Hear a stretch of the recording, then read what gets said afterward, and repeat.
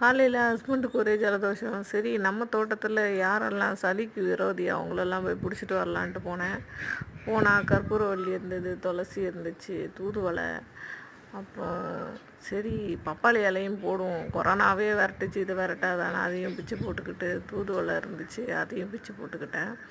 வர வழியில் வேப்பிலை கொஞ்சம் இருந்துச்சு, சரி அதை மட்டும் ஏன் விடுவானே, வேஸ்ட்டாக தானே போகுது, அதையும் பறித்து போட்டுக்கிட்டேன். பார்த்தா பக்கத்தில் நிறைய பப்பாளி முளைச்சிருந்தது. சரி அதை இன்னொரு நாள் பறிச்சுக்கலாம் அப்படின்னு சொல்லிட்டு அங்கேருந்து கிளம்பி அதை அலசி அது 1 டம்ளர் தண்ணி எடுத்து அடுப்பில் கொதிக்க வச்சுக்கிட்டேன்.